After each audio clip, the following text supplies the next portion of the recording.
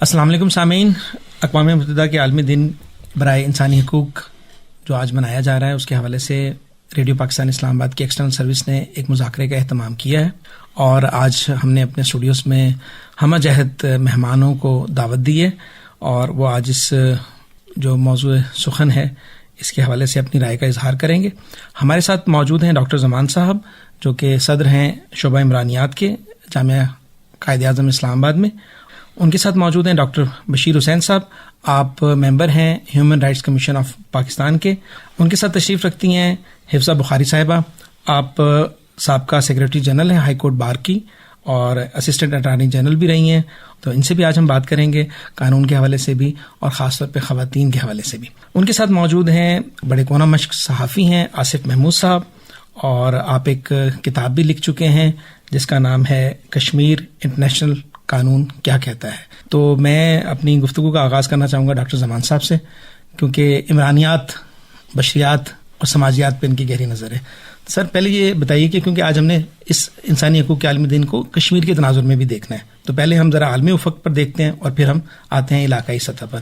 تو ذرا عالمی افق پر انسانی جو آپ کہتے ہیں سرشت ہے، جو بلت ہے، وہ قانون کی پیروی کرنے والی زیادہ آپ کو نظر آتی ہے یا نفسیات کچھ اور کہتی ہے؟ دیکھیں، انسان جو ہے وہ اس نے ہمیشہ سے ہی لرن کیا ہے کلیکٹیولی، انڈیویجولی بھی آف کورس کیا ہے اور کلیکٹیولی بھی کیا ہے۔ جب ہم دیکھیں ایون ارسطوٹل اور پلیٹو کی رائٹنگز میں بھی ہمارے سامنے جو سب سے پہلی بات آتی ہے کہ انسان ایک سماجی ہیومن بینگ ہے۔ لوگ اس کو جانور بھی کہتے ہیں، لیکن میں جانور نہیں کہتا، میں اسے ہیومن بینگ کہتا ہوں۔ تو انسان واقعی ہیومن بینگ ہے، اور ایون ہم ویسٹرن فلاسفی سے ہٹ کے ایون اسلامک فلاسفی جو کہ ہمارا اسلامک ریپبلک آف پاکستان ہے، اگر ہم یہ ذہن میں رکھیں تو دیکھیں، ایک ہے ویسٹرن فلاسفی سے ہم بہت کچھ ڈرا کر سکتے ہیں جو کہ انسان کو ملا ہے اور انسان نے اس سے لرن کیا اور دوسرے انسانوں تک پہنچایا ہے، اور دوسرا ہمارا جو اسلامک آپ کہہ لیں یا ایون ہمارا انڈیجنس نالج کہہ لیں، اس کے اندر بھی ہمیں ایسی روٹس ملتی ہیں کہ جس کے اندر انسان کی اہمیت کو ہمیشہ امپورٹنس دی گئی ہے۔ ارسطوٹل، پلیٹو اور اس کے بعد ہمیشہ انسان نے یہی کوشش کی ہے کہ وہ بہتری کی طرف جائے، اور اس بہتری میں وہ انسانی قوانین، ہیومن ویلیوز، انسانی اقدار کو جو ہے وہ بہت زیادہ امپورٹنس دی گئی ہے۔ اور اس کے اس پورے تناظر میں اگر دیکھیے جائے تو سب سے پہلا جو میرا خیال ہے کہ آصف صاحب شاید اس سے ایگری کریں گے کہ فارمل ڈیکلیریشن، خطبہ حجۃ الوداع آپ نے بھی فرمایا۔ اب دیکھیں، اس میں کسی کالے کو گورے پر، کسی گورے کو کالے پر، کسی کو امیر کو غریب پر، غریب کو امیر پر کوئی برتری نہیں ہے، سب انسان ہیں، سب ایکول ہیں۔ ہاں البتہ ہے تو وہ لوگ جو پرہیزگاری، لیکن اس میں میرا خیال ہے کہ اگر اس کی انٹرپریٹیشن کو انڈرسٹینڈ کیا جائے تو پرہیزگاری سے زیادہ ایک دوسرے کا خیال رکھنا بھی اس میں اتنا ہی ایکولی امپورٹنٹ ہے جتنی کہ پرہیزگاری یا نیکی ہے۔ نیکی تو اس وقت تک میرے خیال میں ہو ہی نہیں سکتی جب تک کہ آپ اس سے پہلے کے پری ریکوزٹ کو پورا نہیں کرتے۔ تو یہ میں اس پہ تھیوریٹیکلی تھوڑا سا اکثر کوشچن بھی کرتا ہوں، and you may disagree with me, کہ ہم نے جتنی بھی ویسٹرن فلاسفی کو پاکستان کے اندر ہم اہمیت دیتے ہیں، لیکن ہماری ایسٹرن یا اگر انڈیجنس بھی کہیں تو اس کو اتنی اہمیت نہیں دی جاتی۔ یہ شاید ہماری کلونیل ایجوکیشن سسٹم ہے جس نے ہمیں اس طرف لگایا، حالانکہ انسان کی ویلیو ارلی ہیومن بینگ سے لے کے آج تک رہی ہے۔ ہاں اس کے اندر بہت سارے فیزز ایسے ہیں جب انسان بہت زیادہ سیویج بھی تھا، مار دھاڑ بھی کی اور خوب مار دھاڑ کی، لیکن اگر اس میں سے آپ ٹریسز نکالیں تو ہمدردی کا ایلیمنٹ یا انسان کو دوسرے انسان کو اسپیس دینے کا ایلیمنٹ بھی اتنا ہی امپورٹنٹ ایلیمنٹ ہمیں ارلی ہیومن ہسٹری سے آج تک نظر آتا ہے۔ U N declaration of course this is the comprehensive document جو آج سارے انسانوں نے جس کے اوپر ایگری کیا ہے، لیکن اگر آپ اس کو بھی آپ ڈیٹیل میں دیکھیں گے تو basic survival, development and then progress اور ایگزسٹنس، پارٹیسپیشن، یہ وہ فنڈامنٹل رائٹس ہیں جو آپ کو تقریباً اکراس دی ہیومینٹی کچھ نہ کچھ اس کے ٹریسز ملتے ہیں۔ تو ہم آج جس مقام پہ پہنچے ہیں، میرے خیال میں یہ ہیومن کانشیسنیس ہے جس نے ہمیں یہاں تک پہنچایا۔ صحیح، ہیومن کانشیسنس کی بات آئے تو ہیومن رائٹس کی بات بھی آتی ہے۔ تو ڈاکٹر بشیر صاحب، آپ یہ بتائیے کہ وائلیشن جو ہوتی ہے اس کے بعد ہی کرائم کی صورتحال بنتی ہے.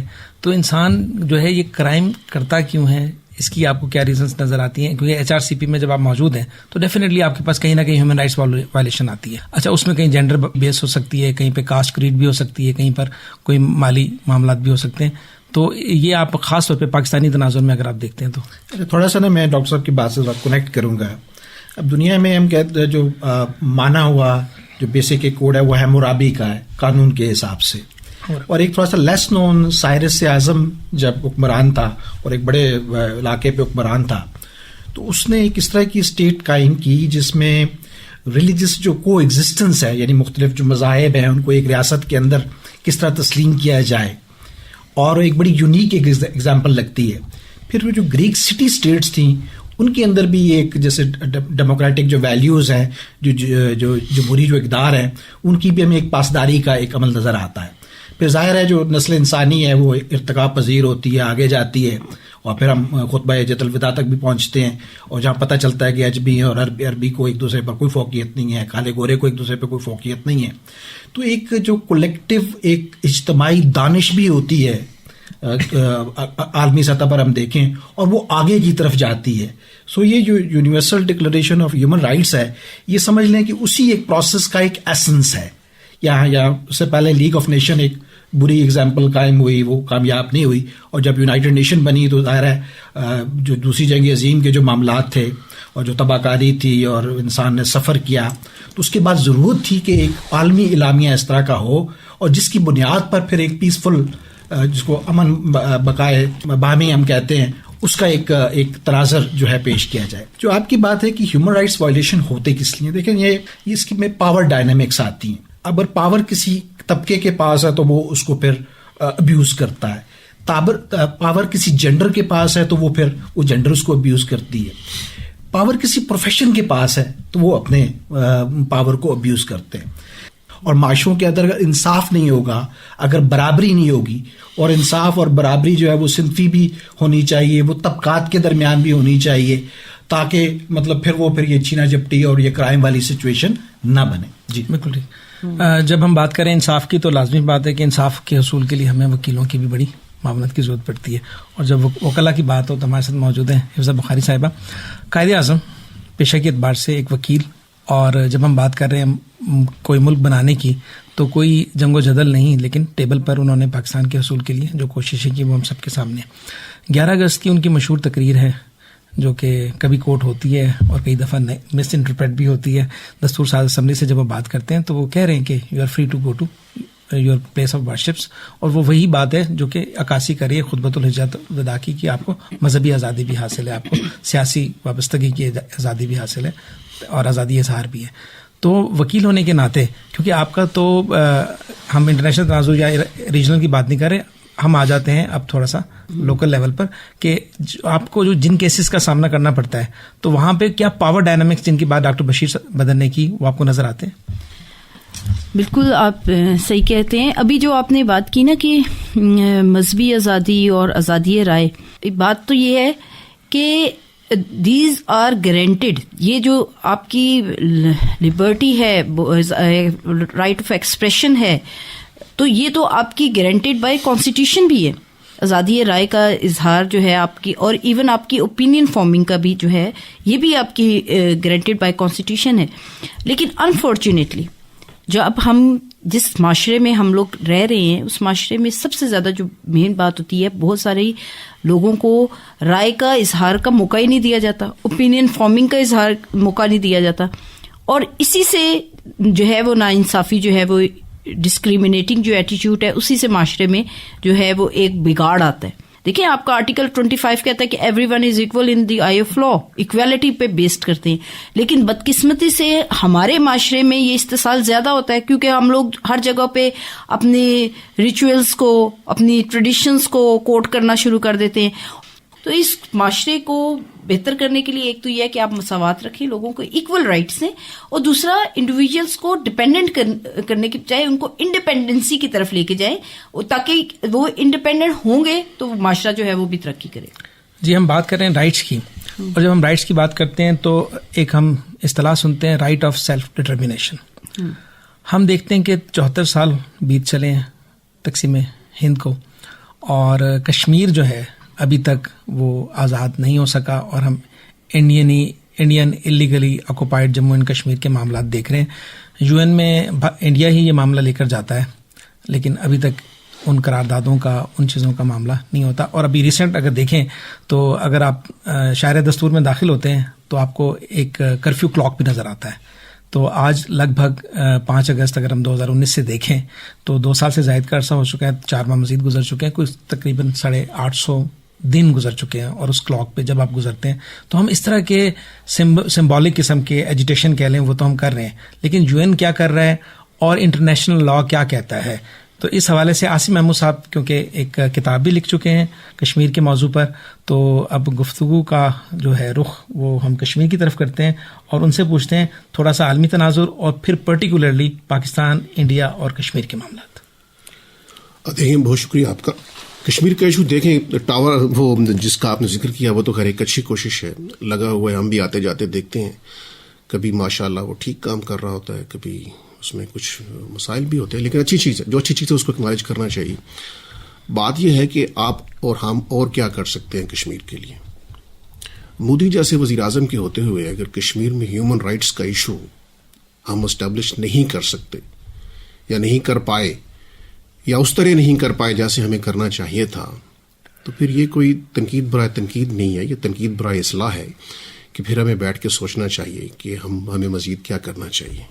دیکھیں، اب ایک خامی تو یہ محسوس ہو رہی ہے کہ ہم کشمیر کی جب حقوق کی بات کرتے ہیں نا تو اس میں ان کا انٹرنیٹ آ گیا ہے، اس میں ان کی شخصی آزادیاں آ گئی ہیں، یہ بھی ہیں، لیکن چیزوں کی ترتیب ٹھیک رکھیے.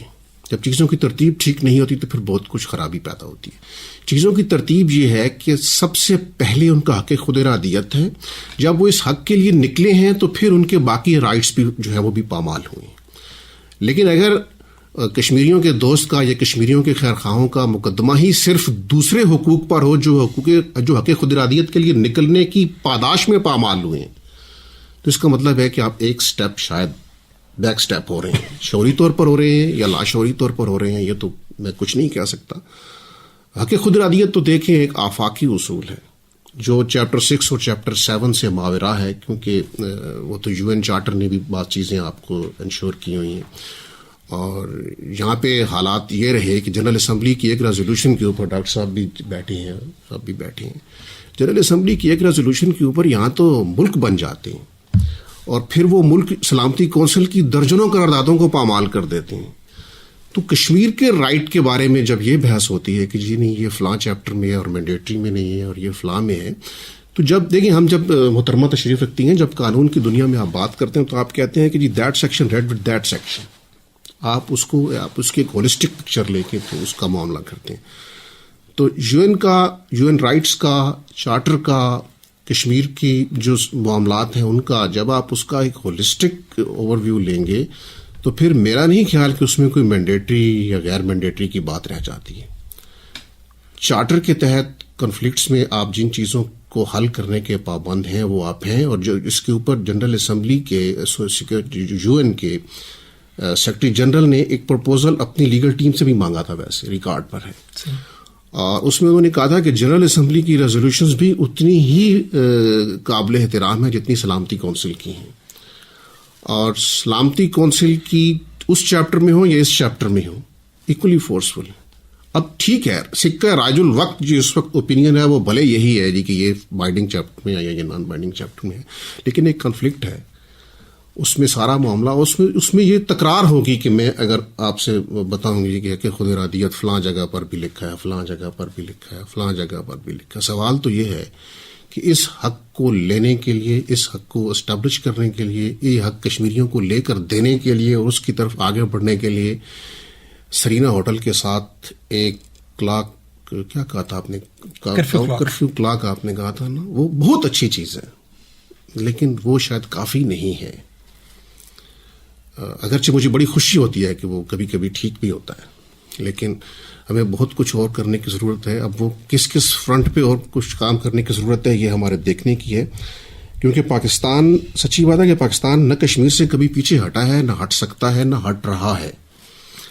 لیکن کبھی کبھی ایک خیرخواہ کے طور پہ لگتا ہے کہ بھائی مزید کچھ کرنا چاہیے. جب ہم کہتے ہیں کہ آپ کو مزید کچھ کرنا چاہیے تو اس کا مطلب ہم یہ نہیں ہوتا کہ حکومت کو غفلت کا مظاہرہ کر رہی ہے. نہیں, وہ اپنی جگہ پر کر رہی ہے. ہمارا ایک اپنی تکلیف ہے, ہمارا ایک اپنا درد ہے, ہم اس کا اظہار کریں گے. وہ اپنی پیچیدگیوں اور اپنے مسائل کو دیکھ کر کرے گی. لیکن یہ ساری چیزیں, ویسے میں آخری بات آپ سے عرض کروں کہ یہ ساری چیزیں جو ہوتی ہیں یہ دنیا میں یہ غنیمت ہے. یو این اپنی ساری انیفیشنسی کے باوجود غنیمت ہے. یعنی بھلے وہ جس طرح ہم چاہیں, جس طرح ایک آئیڈیل پکچر ہونی چاہیے اس طرح وہ نہیں آپریٹ کر رہی. اس کی بہت سی جگہوں پہ یوں لگتا ہے کہ جیسے شاید وہ سلیپنگ اس میں موڈ میں چلی جاتی ہے. لیکن اس کے باوجود وہ اس وقت دنیا کا واحد فورم یو این ہی ہے جہاں پہ کچھ مشترکات کے اوپر آپ دنیا طے کر چکی ہے. تو اس خیر کو بہرحال ایڈریس کرتے رہنا چاہیے اور اس کو فالو کرنا چاہیے. لیکن یہ سارا کچھ آپ تب کر سکتے ہیں کہ جب آپ کی اکانومی اتنی ہو کہ دنیا میں آپ کی بات سنی جائے. آپ جب معاشی طور پہ, بلکہ صرف معیشت ہی نہیں, سماجی طور پر بھی, اپنے ہیومن رائٹس پوٹینشیل کے طور پر بھی, جب آپ بطور قوم اس قابل ہو جائیں کہ آپ ایک بات کریں اور دنیا یوں گزر نہ جائے, وہ کہے کہ اچھا یہ فلاں ملک بات کر رہا ہے, تو پھر یہ سارے قوانین کی انٹرپریٹیشن جو ہے یہ آپ کو سپورٹ کرنے کی طرف چلی جاتی ہے. جب یہ نہیں رہتا تو قوانین موجود رہتے ہیں لیکن قوانین کی شرح آپ کے خلاف ہو جاتی ہے. ابھی آپ دیکھ لیجیے, ایک چھوٹی سی مثال دوں گا کہ مسلح جدوجہد جو ہے یہ آج بھی رائٹ ہے. یہ فلسطینیوں کا بھی رائٹ ہے, یہ کشمیریوں کا بھی رائٹ ہے. یہ اقوام متحدہ نے ان کو بہت واضح طور پر یہ رائٹ دے رکھا ہے کہ وہ بندوق اٹھا کر مسلح جدوجہد کر سکتے ہیں. لیکن کیا آپ عملاً کر سکتے ہیں؟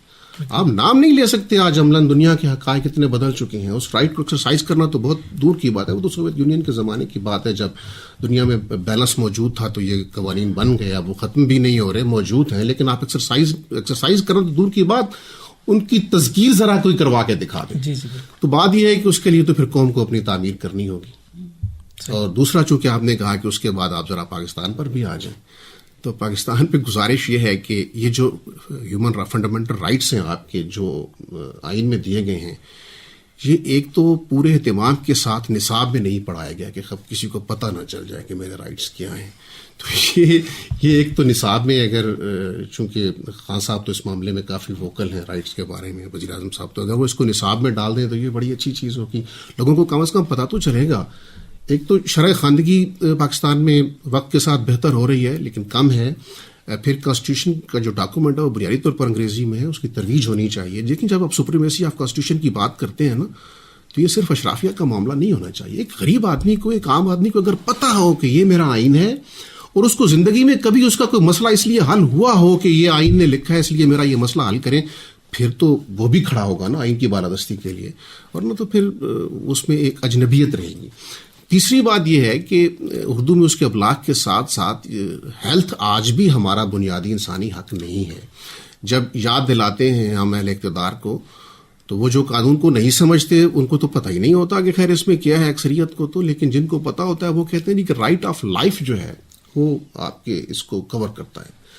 تو اس کا مطلب یہ ہوا کہ اگر آپ بیماری سے تڑپ رہے ہیں لیکن آپ کی سانسیں چل رہی ہیں تو رائٹ آف لائف تو سیکیور ہے آپ کا.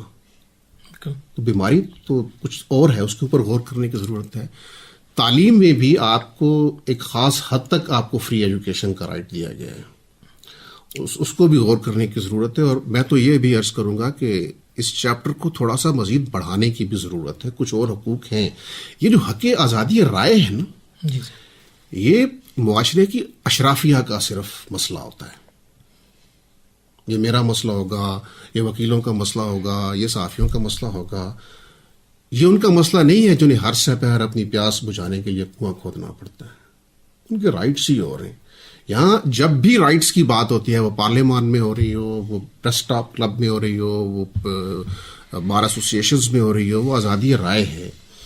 آزادی رائے کے علاوہ بھی کچھ آزادیاں ہیں جن کا ذکر ہونا چاہیے, جو ادھوری ہیں, اور کچھ ایسی بھی ہیں جو ابھی اس میں شامل نہیں ہوئی. میرا خیال ہے ان کو شامل بھی کرنا چاہیے. جی بہت شکریہ, آپ نے بڑی سیر حاصل گفتگو کی حقوق کے حوالے سے بھی اور کشمیر کے معاملے پر بھی. ڈاکٹر زمان صاحب, ہم بات کر رہے ہیں حقوق کی, تو حقوق کا تعین ہوتا ہے برداشت سے بھی, تو ہمارا جو معاشرہ ہے آج کل بڑا انٹالرنٹ ہوتا جا رہا ہے. ہمیں روز ایک نئی خبر ملتی ہے, کہیں نہ کہیں پر ہم بات ملکوں کی نہیں کر رہے, ہم بات صوبوں کی نہیں کر رہے, ہم تو صرف معاشرے میں فرد سے فرد کا جو رابطہ ہے وہاں پر بھی انٹالرنس. تو یہ کیا مشینی زندگی نے ہمیں بنا دیا ہے, یا کہیں ہمارے خمیر, یا جیسے حفظہ کہہ رہی تھی پروگرام سے پہلے, ڈی این اے میں شامل ہے؟ Thank you very much. یہ بڑا اچھا کویشچن ہے اور میں اکثر اس پہ سوچتا ہوں. میرا خیال ہے آصف صاحب نے بڑی فنڈامنٹل ایک بات کی تھی, وہ یہ تھی کہ آج کی جو ہماری کوئی بھی لائف کا اسپیکٹ ہے, یا سوشل لائف ہے یا گلوبل لائف ہے, اس کا پیرامیٹرز میں جو بیس ہے وہ اکنامکس کی ہے. جب تک اس کو آپ نے صحیح طرح سے سیٹ نہیں کرنا, اور of course economics is not with out education and health and باقی, جیسے کہ آصف صاحب نے کہا, میں اسی چیز پہ ایمفسائز کروں گا. دیکھیں اب ہماری لائف جو ہے وہ اتنی مٹیریلسٹک دوڑ میں شامل ہو گئی ہے. اس میں دو چیزیں ہیں, ایک تو چاہتے ہوئے اور دوسرا نہ چاہتے ہوئے. ہم گلوبل اسٹرکچر کو دیکھیں یا ہم اپنے لوکل اسٹرکچر کو دیکھیں, we are bound to follow all these forces. Rather they are, یعنی یہ جو ہماری لائف ہے وہ ان فورسز کی محتاج ہے. یہ ہماری لائف کو ڈائریکشن دے رہی ہیں, ہم نے کیا کرنا ہے کیا نہیں کرنا. اب اس سروائیول میں دو چیزیں اکثر کاؤنٹ ہوتی ہیں, ایک ہوتی ہے ریلیٹو پاورٹی اور ایک ہوتی ہے ایبسلیوٹ پاورٹی. اب یہ ریلیٹو پاورٹی اور ایبسلیوٹ پاورٹی میں جب گیپ آتا ہے تو اس سے ظاہر ایک بہت بڑی کنفیوژن بڑھتی ہے, ڈیپریویشن بڑھتی ہے, اور وہ ڈیپریویشن جو ہے وہ بیسک فورس ہے جو آپ کے انٹالرنٹ بیہیویئر کی سب سے بڑی ریزن ہے. حفظہ بخاری صاحبہ, ہم بات کر رہے ہیں ٹالرنس کی, تو گھر جو ہے وہ ہم میکرو نہیں بلکہ مائکرو لیول کی بات کر رہے ہیں. گھر ہے جہاں سے آپ کی سوشلائزیشن شروع ہو رہی ہے.